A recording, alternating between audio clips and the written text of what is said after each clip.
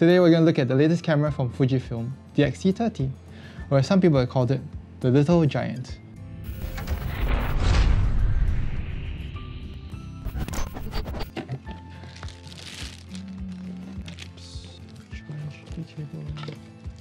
Alrighty, so of course we got owner's manual, very important so you can find out where everything is. Then of course you got leather strap, which has your nice Fujifilm embroidered on it. You have to use these guys to fit it on, which can be a bit clunky.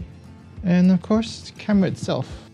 We got the black version this time, but the X-T30 comes with a special color variant, which we will show you later.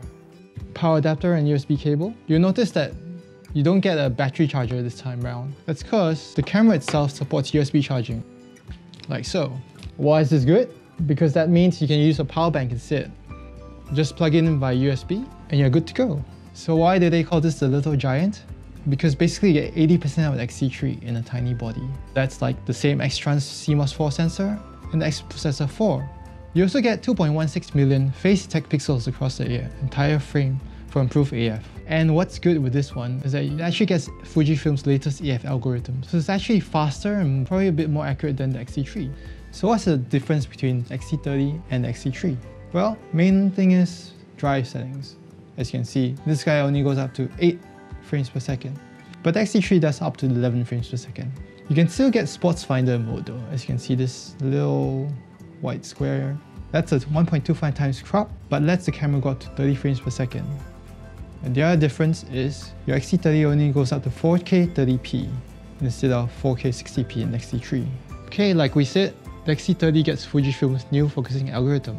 The camera has picked up multiple faces, 1, 2, 3, and even detected the eye for the third baby. If you want this one to be in focus instead, just tap, it shifts over. Likewise for this.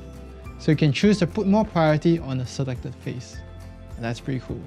So, as you can see, this only does two-way tilt, unlike the three-way tilt of the X-T3. Of course, like the X-T20 and X-T10, you only get one card slot at the bottom. Here. But pretty much the rest is the same, other than layouts. One other thing that's different is the X-T30 comes in 3 different colorways. You got your black, regular silver, and there's a new colorway called charcoal silver that's quite nice too. The charcoal silver is applied across the entire top of the camera and also with the dials, both front and back. It's even applied to the shutter button too. Overall, it's a really nice look. Something like the graphite silver for the X-T2, I think it's going to be something that people interested in X-T30 are going to be really happy with. Here's the big thing though.